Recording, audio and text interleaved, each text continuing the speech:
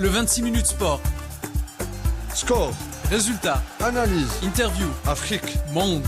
l'information au centre de l'événement. Un rendez-vous hebdomadaire. Pour développer l'actualité sportive africaine. 26 minutes sport. 26 minutes sport. Le sport dans tous ses états. Sur Ifriqiya FM. Sur Ifriqiya FM. Salutations l'Afrique, Salama, Nagalef, Ndjaraman, Ayo, Boto, à tous les auditeurs de Ifriqiya FM, la voix africaine faite par des Africains pour les Africains. Mes sœurs et frères, bienvenue à tous dans 26 minutes sport, votre rendez-vous incontournable pour décrypter l'actualité du sport africain sur votre radio Ifriqiya FM. Je suis Walid Bouchnafa, votre animateur et producteur. Aujourd'hui, nous allons explorer deux grandes nations du football africain.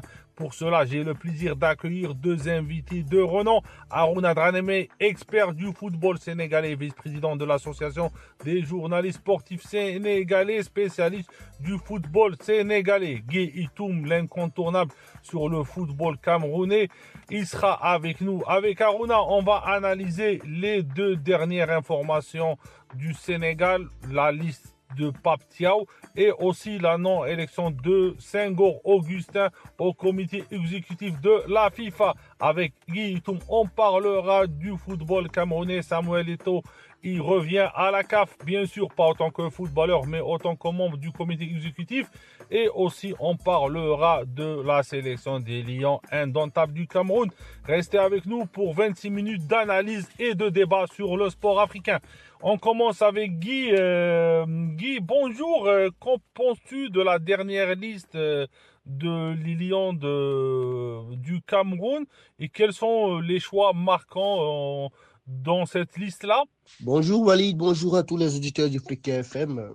C'est toujours un plaisir pour moi de revenir sur ta chaîne. Tu sais, à chaque fois que tu m'invites, c'est le continent, c'est le Cameroun que tu invites et ça participe à rehausser l'image du football camerounais et partant de l'image du football africain. Alors, la dernière liste du sélectionneur de Lions indomptables, Marc Brice. Il faut dire que Marc Brice a sélectionné 26 joueurs, parmi lesquels 4 gardiens, ce qui est déjà très étonnant parce que nous n'avons que 2 échéances à venir contre les Swatini le 19 mars et contre la Libye ici chez nous, à Yaoundé, le 25 mars. Il est quand même curieux que pour ces deux petits matchs, un sélectionneur prenne 4 gardiens. Et vous savez, il y a une polémique qui est née autour de ces 4 gardiens. S'il y a les 3 habituels qu'il a toujours appelés, c'est-à-dire André Onana de Manchester United, Simon Osola de Saint-Éloi Lupopo en RDC et Simon Kapandodbou de Nîmes en France, en 3e division en France, il a appelé un 4e gardien qui n'est autre que Davis Epassi. Je crois que vous vous rappelez de lui. C'est Davis Epassi qui a joué les 2 derniers matchs du Cameroun en Coupe du Monde 2022 lorsque André Onana a été renvoyé de l'équipe nationale. Alors aujourd'hui, Davis Epassi est pensionnaire de Karmitiosis. Je crois que c'est ça la prononciation, un club en Chypre. C'est vraiment pas le top du top avec tout le respect que j'ai pour le championnat chypriote, mais faut le reconnaître, c'est pas trop ça comme championnat. Alors, il a été appelé en lieu et place de Fabrice Ondoa, qui est un gardien qui a déjà fait ses classes avec les Lions indomptables. Je ne vous apprends rien en vous disant que Fabrice Ondoa est le champion du Cameroun, d'Afrique 2017 avec le Cameroun lors de la CAN gabonaise où il a terminé d'un meilleur gardien. Actuellement, Fabrice Ondoa joue en Riga FS en Lettonie. Il a remporté le championnat de Lettonie, il a remporté la Coupe de Lettonie, il a remporté la Super Coupe de Lettonie. Et au-delà de ça, il a joué la Ligue Europa cette saison. C'est vrai qu'ils ont été éliminés récemment, mais il a joué la Ligue Europa. C'est-à-dire que voilà un CV d'un gardien très rempli, mais qui n'a pas été appelé en sélection au profit d'un gardien qui joue au championnat chypriote. Un club qui se bat dans les méandres du classement du championnat chypriote, qui n'est pas d'abord en lui-même un championnat aussi relevé que ça. Donc, voilà la première incongruité dans cette liste. Au-delà de ça, nous avons remarqué que dans ses choix, il a appelé des joueurs, mais vraiment des joueurs qui n'ont pas été très en vue ces derniers temps. Je prends le cas de Dignasius Ganago, par exemple, qui a été sélectionné. Il a fait un long moment blessé, il est revenu de blessure, sa réintégration a été difficile du côté du FC Nantes, il n'a presque pas joué. Antoine Comboiré a décidé de s'en séparer et c'est comme ça qu'il est bradé au New England Revolution aux États-Unis. Le championnat américain qui vient tout juste de reprendre, n'est que rendu à la troisième journée. Ganago a joué les 3 journées, titulaire, tous les matchs, mais son ratio est complètement néant. C'est-à-dire qu'il est à 3 matchs, 0 but, 0 passe décisive, 0 occasion créée, un carton jaune. Alors, sur quelle base on appelle ce type de joueur? Sur quelle base on appelle ce type de joueur? Sachant qu'on a des joueurs très en vue en Europe actuellement. Je prends le cas du fils du président de la fédération, Etienne Eto'o, bien que très performant en 5e division en Espagne, mais on a vu qu'Inigo Martinez lui a donné sa chance avec l'équipe première du Rayo Vallecano. Il a joué la Coupe d'Espagne avec l'équipe première du Rayo Vallecano. Il a même marqué. Il a joué en championnat à la Liga, l'un des meilleurs, si ce n'est le meilleur championnat au monde. Alors, sur quelle base n'appelle-t-on pas Etienne Eto'o? Sur quelle base n'appelle-t-on pas Lionel Ateba qui joue avec Simba SC en championnat de Tanzanie, qui est l'un des meilleurs championnats d'Afrique, qui va jouer les quarts de finale de la Coupe de la CAF, qui est à 8 buts en 15 rencontres avec le Simba SC. Voilà un profil d'attaquant qu'on pouvait appeler. Marc Bruce ne l'a pas fait. Je peux citer des exemples comme ça à l'appel. Je peux citer des exemples comme ça à l'appel. Sans compter la sélection de Zambo Anguissa, qui est blessé, vous le savez. Lui-même, il a reconnu que Zambo est blessé et qu'il sera opérationnel seulement à partir du 2e match, mais pas au premier. Mais ça nous fait perdre en qualité. Pourquoi? Parce qu'il y a des milieux de terrain, il y a Olivier Ncham qui joue avec Samson Port, il y a Olivier Kemen qui joue avec Istanbul Başakşehir, il y a Arthur Vorm qui joue avec Lorient et qui est en train de réaliser une très belle saison. Mais pourquoi nous appeler des joueurs blessés? Donc, cette liste, vraiment, c'est l'une des pires de Marc Brice et il y a tellement de choses à redire là-dessus. Mais bon, on le sait tous, hein, au football, au finish, c'est le résultat qui compte. Donc, je crois qu'au-delà de tout ça, si après tout ce que nous disons là, les Lions indomptables battent les Swatini, battent la Libye, alors tout ce que nous on a dit ou on dira encore sera balayé du revers de la main, parce qu'au finish, tout ce que nous on veut, c'est la victoire. Mais on pense qu'il y a des choix qui auraient plus facilement nous donner la victoire que d'autres. Guy, on aimerait bien savoir l'élection de Eto'o à la CAF, quel impact sur l'Afrique et sur le Cameroun?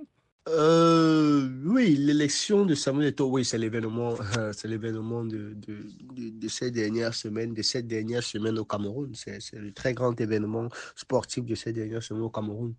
Ça a été une joie particulière pour l'ensemble des Camerounais, amoureux du football, amoureux de Samuel Eto'o, de savoir que, bon, au final, après toutes les batailles juridiques qu'il a dû endurer, auxquelles il a dû faire face, il a réussi à se hisser dans ce très prestigieux comité exécutif de la Confédération africaine de football.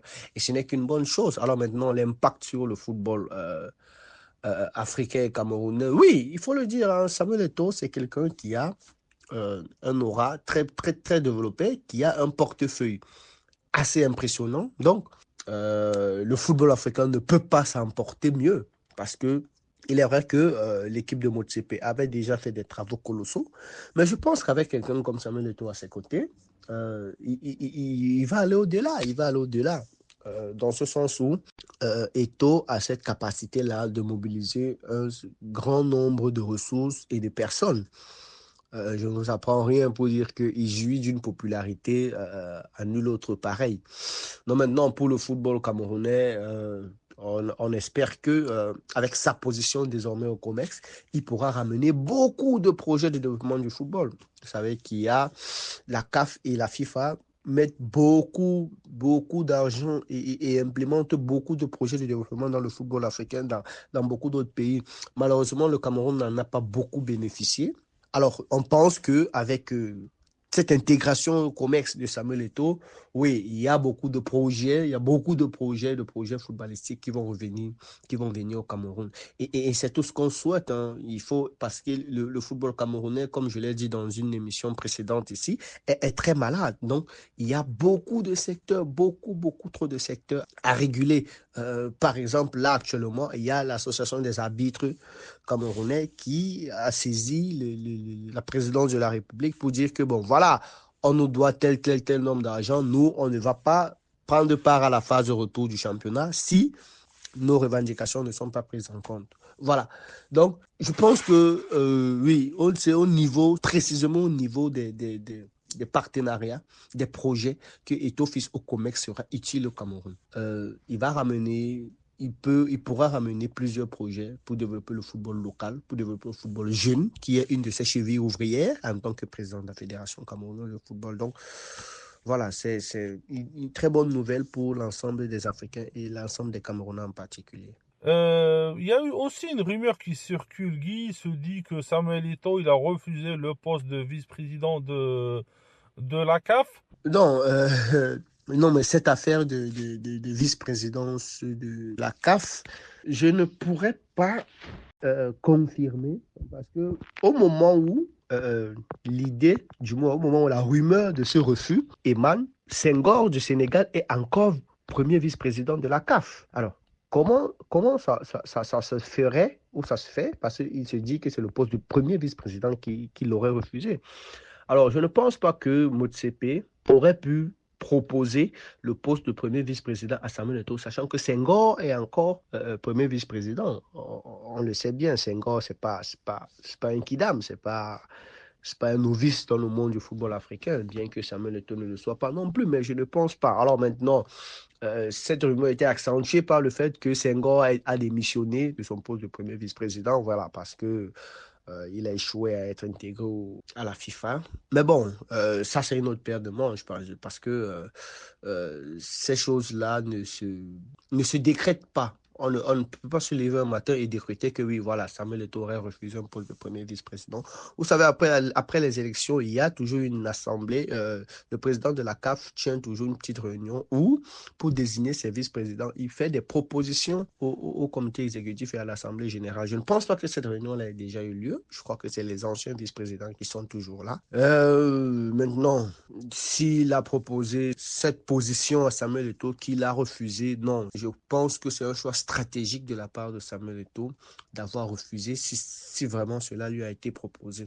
Mais je ne crois pas. Vous savez, on fonctionne beaucoup avec des suppositions pour un peu alimenter nos différents candidats, c'est-à-dire que les différentes personnes que nous soutenons. Donc voilà, je crois que c'est une histoire sortie du camp d'Eto'o pour montrer à quel point le goléador camerounais est sollicité malgré qu'il a été un peu bloqué pour entrer dans cette institution-là. Et Guy, selon toi, est-ce que le président Eto'o de la FECAFOOT nourrit-il des ambitions pour être président de la CAF dans les prochaines années? Oui, clairement qu'il nourrit des ambitions pour devenir président de la CAF. Je crois que c'est même le but ultime de Samuel Eto'o. C'est ce qu'il vise sur le long terme. La FECAFOOT n'était qu'un tremplin. Et aujourd'hui, je crois que ceci me ramène à la précédente question pour dire si effectivement Eto'o a refusé un poste de vice-président à la CAF, c'est justement pour ses ambitions de président. Vous savez que avant ces élections et depuis quelques années déjà, Eto'o fait le tour des pays africains. Il a rencontré un nombre incalculable de chefs d'État et un nombre incalculable de présidents de fédération. À chaque fois, on nous disait, bon, voilà, c'est pour l'inauguration d'un X, l'inauguration d'un Y, l'inauguration d'un Z, mais que nenni. Il ne s'agissait pas de ça. C'est une stratégie politique bien mise en place par Samuel Eto'o. Il allait chercher des soutiens, tout simplement. Et ces soutiens, il les a. Je crois qu'il n'y a pas moins de 25 présidents de fédération sur les 53 ou 54 que compte la CAF. Il n'y a pas moins de 25 présidents de fédération qui le soutiennent et qui attendent demain ou après-demain qu'il pose sa candidature et la valide. Donc, c'était ça sa stratégie. Alors aujourd'hui, s'il accepte un poste de vice-président, c'est d'office intégrer le clan Motsepe. Et s'il intègre le clan Motsepe, il aura trahi ses présidents qui le soutiennent. Il se sera fourvoyé lui-même. Demain ou après-demain, il ne pourra plus challenger Motsepe. Il ne pourra plus. Il sera étiqueté comme ami Motsepe. Donc, je crois que pour maintenir son intégrité, il a refusé, si c'est vrai, il a refusé ce poste de vice-président pour rester droit dans sa logique et droit dans ses ambitions. C'est-à-dire, il va passer ses 4 ans en tant que membre du comité exécutif, sans plus, peut-être intégrer une commission, sans plus, et dans 4 ans, déposer officiellement sa candidature pour être président de l'institution CAF. Et en ce moment-là, tout son combat aura un sens. C'est-à-dire qu'il va dire au président que vous m'avez soutenu, c'est le moment que vous me portiez à la tête de cette institution que j'ambitionne de gouverner et de changer. Je crois que voilà un peu le cursus de Samuel Eto'o. Ça aurait été incongru qu'il accepta un poste de vice-président et qu'il devienne de facto un larbin de Samuel Eto'o. Alors, comme le journaliste de l'équipe l'a dit, Eto'o est une personnalité qui est difficile à gérer. Le ministre des Sports et de l'Éducation physique au Cameroun, son Excellence, Sa Majesté Moëlle Kombi, l'a appris à ses dépens. Et ton fils n'est pas quelqu'un de malléable. Vous ne pouvez pas venir dire que, bon, voilà, tu vas faire comme je veux, tu seras mon pantin. Non, il a été très tôt habitué à diriger. Il est difficile que lui soit dirigeable. Donc, du coup, Eto'o adore être au centre des attentions. Il n'aime pas passer inaperçu. Et maintenant, devenu vice-président de Motsepe, c'est un peu aller vivre pendant 4 ans sous l'ombre de Motsepe à la CAF. Non, Eto'o n'est pas d'accord avec ça. Eto'o ne pourra jamais être d'accord avec ça. Donc, il est clair que les ambitions de Samuel Eto'o, c'est de gouverner la CAF et peut-être la FIFA dans 10 ou 15 ans, qui sait. Donc, voilà, c'est ça. Aussi, on aimerait bien quel rôle pour défendre le football camerounais aura Samuel Eto'o avec son nouveau poste à la CAF. Alors, disons qu'en tant qu'ancien footballeur, il est la personne à même de défendre les intérêts du football africain et camerounais au sein de la CAF. Il a été footballeur, il sait ce que endurent les footballeurs, il sait ce qu'il faut pour développer le football. Donc, je crois qu'il est la personne par excellence la mieux placée pour discuter de l'amélioration du football au sein de cette instance-là. Donc, il aura un rôle majeur à jouer, il aura un rôle central à jouer. Je crois que c'est d'ailleurs ce pourquoi il est là-bas. Je crois que c'est ce pourquoi il a bataillé dur pour y aller. C'est qu'il veut finalement, au demeurant, améliorer la condition du footballeur africain. Vous savez que dans certains pays, il y a déjà une très forte embellie, mais dans d'autres encore, c'est la catastrophe. Naturellement, au Cameroun, où la situation du footballeur est encore gravissime, je dirais. Il y a le syndicat national des footballeurs camerounais, dirigé par une ancienne gloire, Jérémy Sorenditap, qui a publié son baromètre des salaires.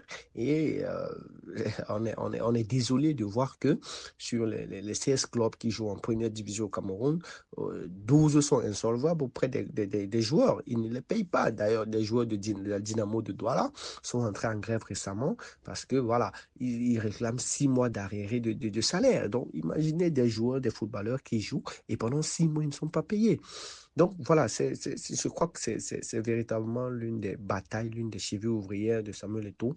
C'est pour ça qu'il intègre la CAF, pour dire que bon, voilà, écoutez, dans X ou Y pays, au-delà de ce qu'on voit, il y a telle situation qui ne va pas. Nous, en tant que la CAF, voilà ce qu'on peut faire, voilà ce qu'on peut faire, voilà ce qu'on peut faire.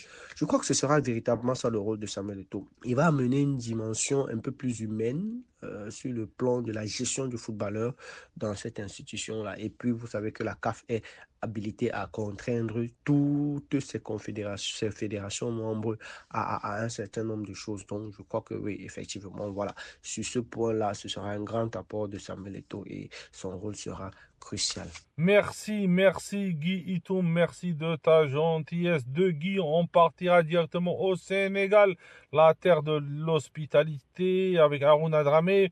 Aruna, bonjour, quelle est la lecture que tu as sur la dernière liste des Lions de la Teranga? Bonjour Walid, bonjour à tous les auditeurs d'Africa. C'est un plaisir de vous retrouver. Disons qu'en ce qui concerne cette liste de l'équipe du Sénégal, publiée par Pape Thiaw, sa première depuis qu'il est titularisé comme entraîneur, parce qu'il ne faut pas oublier qu'au mois d'octobre et de novembre, il assurait juste l'intérim en tant que suppléant d'Aliou Cissé. C'est une liste assez cohérente. Les choix ont été guidés justement par des critères précis, à savoir la compétitivité. Pape Thiaw a été clair, il a estimé que c'est les joueurs les plus compétitifs du moment.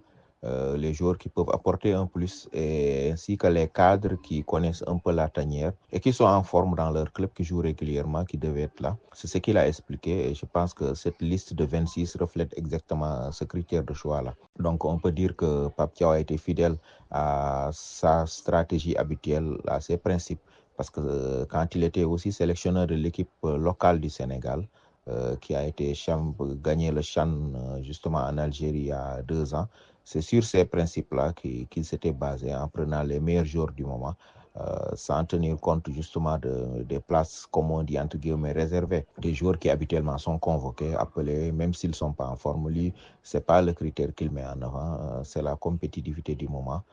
Les meilleurs du moment à leur poste qu'il appelle en sélection.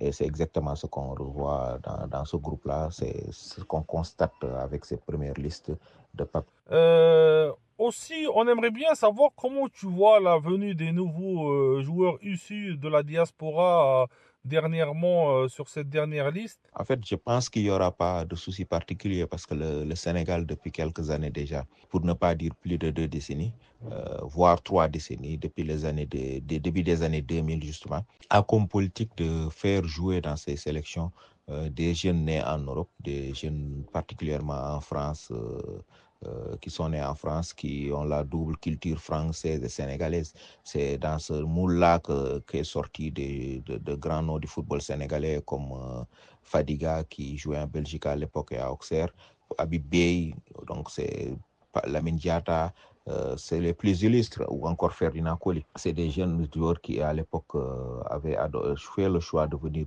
jouer pour l'équipe du Sénégal. Et aujourd'hui, depuis que cette politique a été mise en place au début des années 2000, à l'époque du président El Hadji Malick Sy Souris, cela continue. En 2025, c'est tout à fait logique que le Sénégal puisse justement capitaliser ces jeunes joueurs-là. On voit que sur cette liste, il y a une bonne dose de joueurs qu'on appelle ici les binationaux, qui sont issus de la diaspora, donc de la double nationalité, de la double culture sénégalaise et un peu occidentale, ou pour ne pas dire européenne. Et dans ce cadre-là, on voit qu'il y a des jeunes joueurs qui ont intégré, comme Ilaï Kamara qui joue en Belgique. Il y a le cas d'Alassane Diao qui a suscité énormément de discussions ici et en Espagne aussi, parce que l'équipe d'Espagne, la Roja, voulait l'intégrer dans son équipe et il a fait les sélections de jeunes. C'est quelqu'un qui est né ici au Sénégal, en Dangan, qui est parti en Espagne très jeune, qui a fait toutes ses classes là-bas et qui a joué dans les sélections de jeunes espagnols et qui avait peut-être la possibilité de jouer pour l'équipe nationale d'Espagne, mais qui a choisi de représenter le Sénégal. Et c'est un aspect dont il faut tenir compte. Ces jeunes-là ont cette double culture, ont cette fibre patriotique du Sénégal qui fait qu'ils font le choix de venir jouer pour l'équipe du Sénégal. Ces dernières années, ça a énormément renforcé l'équipe du Sénégal. Mais il ne faut pas perdre de vue que c'est peut-être la moitié seulement de l'effectif qui est constitué de ces joueurs binationaux. L'autre moitié, c'est des joueurs nés ici, qui ont été formés ici, qui ont grandi ici avant de rejoindre l'Europe. On citera l'exemple des Idrissa Gana Gueye, Lamine Camara, qui est la jeune pépite de Monaco, l'espoir du football sénégalais. Ces joueurs-là sont nés et ont grandi au Sénégal avant de rejoindre l'Europe. Il y en a plein d'autres qu'on aurait pu citer.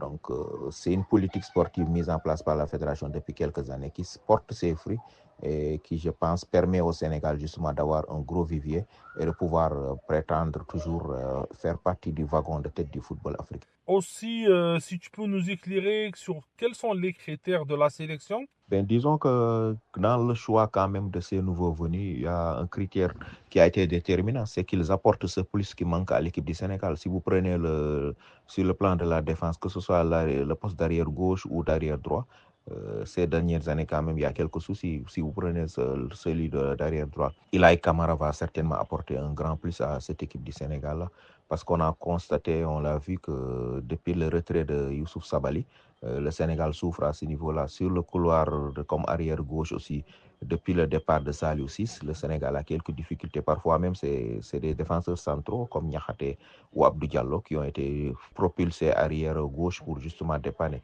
Donc la venue de ces jeunes joueurs, de ces talents-là qui évoluent à ces postes-là, va certainement apporter un très grand plus, une plus-value collective à cette équipe du Sénégal-là. Et nul doute que Pape Thiaw a bien analysé ces faits-là avant de convoquer ces joueurs-là. C'est pourquoi je disais tout plus haut d'ailleurs que ces choix sont faits dans un cadre bien précis par rapport à un besoin, par rapport à une volonté de renforcer cette équipe du Sénégal-là et d'apporter un plus. Et à ce niveau-là, collectivement, au vu de la qualité individuelle de ces joueurs, on sait que sur le plan collectif, le Sénégal va encore être encore plus solide avec ces jeunes joueurs qui arrivent et qui vont sans doute se battre pour prendre la place. On sait qu'il y a des cadres qui sont là, mais sur le plan collectif, c'est un besoin pour cette équipe du Sénégal là qui va certainement en tirer une grande plus-value. Augustin Senghor, non élu au comité de la FIFA en représentant l'Afrique, une déception pour le Sénégal? Effectivement, le fait qu'Augustin Senghor n'ait pas pu être élu au conseil de la FIFA a été une grande déception, pour ne pas dire une très grosse surprise au niveau du Sénégal. Parce qu'en tant que premier vice-président de la CAF, quand même, vu son aura, vu l'image qu'il véhicule, vu la position qu'occupe aujourd'hui le football sénégalais sur la carte de la scène africaine, les gens étaient en droit de s'attendre à ce qu'Augustin Senghor puisse être élu parmi les 6 représentants de l'Afrique au conseil de la FIFA. Mais comme vous le savez aussi, la CAF aujourd'hui, tout comme la FIFA, c'est des histoires de lobbying. C'est des petits meurtres entre amis, pour ne pas dire des infanticides au sein de la famille. Aujourd'hui, on peut considérer que Augustin Senghor a été victime de la trahison de ses collègues, autant du bureau et du COMEX de la CAF que de ses collègues chefs présidents de fédération africaine, parce que 53 pays qui vont voter. Le premier vice-président de la CAF depuis 4 ans se retrouve seulement avec 13 voix et qui est tout bon dernier quasiment au niveau du vote. Vous me direz que c'est quelque part une situation incongrue. Donc la surprise, elle est là. C'est extrêmement douloureux pour les Sénégalais de constater que c'est un échec patent, et puis de constater aussi que l'Afrique est difficile à cerner, parce que beaucoup de ces présidents de fédération-là avaient donné leur parole, avaient donné leur accord de principe à Augustin Senghor quand il leur a parlé par rapport à sa candidature, qu'ils allaient le soutenir. Mais au bout du compte, on se rend compte qu'il a été lâché par ceux-là qui étaient censés être ses amis, ses collègues. Bon, les intérêts sont divergents parfois aussi. Chacun gère selon ses intérêts. Et on peut constater que les présidents de beaucoup de fédérations africaines n'ont pas cette indépendance-là. De la même manière que le Sénégal ou l'Algérie sont des têtes de pont qui contestent parfois la manière dont le football africain est géré, qui essaient d'apporter des solutions innovantes, qui essayent de faire bouger les choses. Il y a d'autres présidents qui sont là juste pour des strapontins, qui sont prêts à sacrifier leur vote, leur dignité même parfois, juste pour pouvoir bénéficier des avantages qu'offrent ces positions-là ou pour avoir de l'argent. Vous aurez constaté que la majorité des présidents de fédération se sont retrouvés avec le président de la Fédération marocaine de football à Nouakchott, avec le président de la Fédération mauritanienne, dans ce qu'on a appelé le protocole de Nouakchott.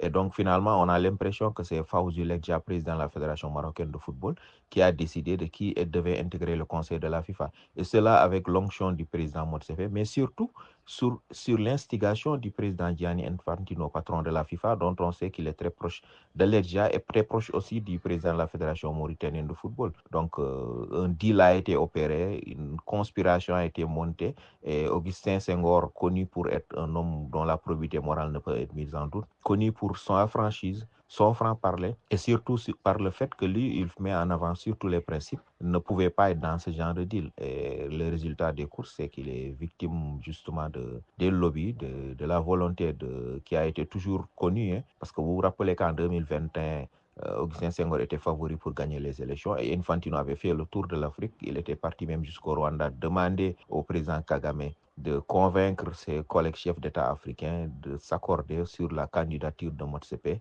et que Augustin Senghor ne puisse pas accéder à la présidence de la CAF. Et c'est ce qui avait valu ce qu'on avait appelé à l'époque le protocole de Rabat, où il y avait un consensus qui s'était dégagé. On avait demandé à Augustin Senghor de se retirer. Le gouvernement du Sénégal, par rapport au principe panafricaniste, par rapport à une volonté de ne pas être ce pays qui brise un peu les consensus sur le continent, sous l'effet du président Macky Sall, avait accepté cette proposition-là, et Augustin en a fait les frais aujourd'hui, puisque Motsepe, qu'il pensait être un peu le paravent qui était là, parce que lui, il avait accepté de se désister en sa faveur, l'a quelque part trahi avec tous les autres membres du comité exécutif de la CAF. Et aussi les présidents de fédération qui se sont ligués, qui ont fait en sorte qu'ils ne puissent pas passer dans ce vote-là. Et c'est fort dommage pour le football africain qui tardera encore à, pour ainsi dire, afficher son indépendance, qui reste toujours sur le joug d'un homme, celui le président de la FIFA, qui décide de qui doit être à quel poste et à quel moment. Et ça, c'est fort dommage pour le football africain.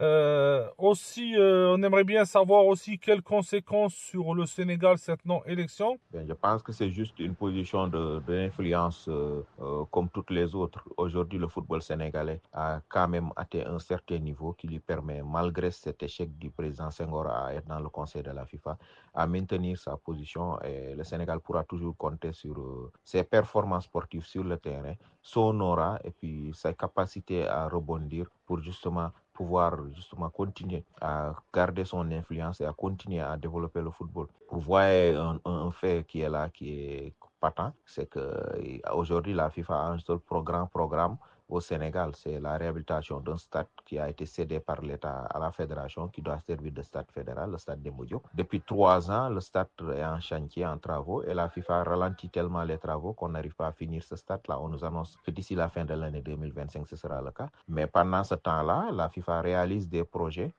Tous les ans, un nouveau projet en Mauritanie, par exemple, et les financements sont disponibles, les projets vont vite. Vous avez vu l'académie de la fédération mauritanienne, le siège de la fédération mauritanienne, la chaîne de télévision pour la Mauritanie qui a été tout ça réalisé par la FIFA. Quelque part, on favorise les uns au détriment des autres, mais je pense que par ses performances sportives sur le terrain, par son vivier de footballeurs talentueux, le Sénégal continuera à porter haut sa flamme et à continuer à avoir cette influence-là, d'autant plus que ces dirigeants ne sont pas des bénis-oui-oui et qu'ils vont continuer à se battre et faire le nécessaire pour justement garder cette posture-là qui fait du Sénégal un pays qui compte dans le football africain, dans le football mondial, n'en déplaise à ceux qui pensent qu'en éliminant Augustin Senghor ou des dirigeants du football sénégalais, des instances sportives, ils peuvent affaiblir le Sénégal. Le Sénégal pourra toujours compter sur ce vivier de footballeurs de haut niveau pour pouvoir justement exister comme il le faut et pouvoir imposer sa voix dans le concert des nations et dans le concert du football africain. Tu ne penses pas que cela va gêner le Sénégal sur ses prochaines échéances par rapport aux paramètres extrasportifs que connaît l'Afrique? Bon, je ne pense pas. Maintenant, on sait ce qui se passe parfois au niveau de la CAF.